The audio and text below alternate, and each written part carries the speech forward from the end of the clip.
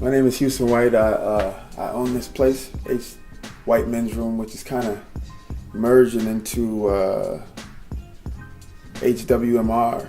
And the idea, is the barbershop being a sacred space in the black community, and actually barbering being what kind of, in some ways, saved my life in terms of like being a young kid from North Minneapolis.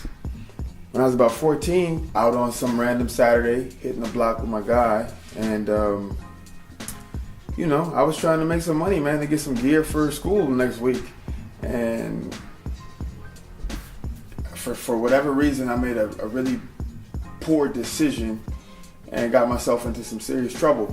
And the people who said that I wasn't that kind of kid, they vouched for me. Actually, I got out of juvie on a Sunday because my best friend, attorney, he vouched for me. He's like, this is not that kid. And so my punishment was to go to the Institute of Black Chemical Awareness every Monday, for like 6 or 7 weeks. So I had to go and listen to the stories of people whose lives were ruined because of dope, drugs, whatever. And so I had to figure out something else to do. And that's when I got real serious about cutting hair, because every dude that's from where I'm from wanted to be fly. And so it was akin to another kind of product that had fiends. And the fiends was just dudes that wanted to be fly for school on Monday.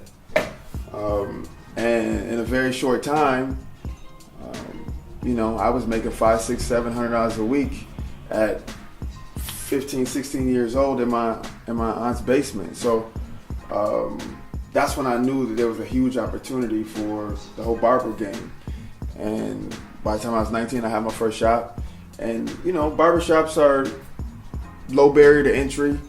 And if you're gonna take it to the next level, you gotta be really serious about like innovating and creating, because you go to most barbershops, it's just cats sitting around talking about sports, which is cool too, but how do we take that to the next level? And so for me, HWMR, the thought is, let's use the barbershop, which is a draw, to take people on a lifestyle journey. The coffee, which is a beverage that we sit around and drink and talk over.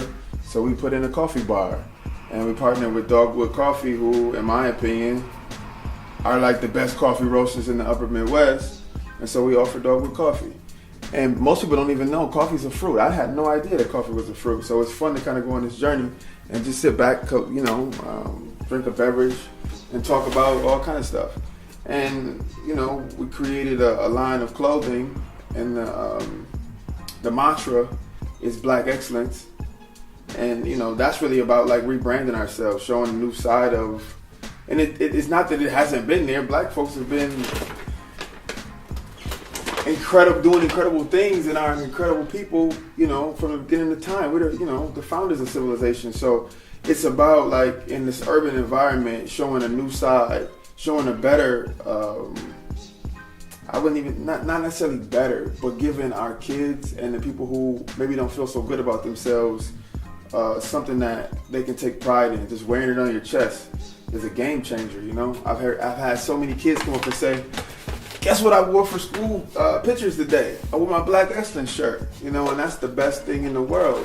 It's like, you think I'm gonna create something that hopefully people take pride in, and then these kids specifically start saying, this is what I wore on my picture day, out of everything else in my closet. So that's kind of what the thought is to kind of create a place that becomes kind of an epicenter. I started to nickname it one of the Meccas, or the Mecca, for just this dope urban renaissance that's starting to occur.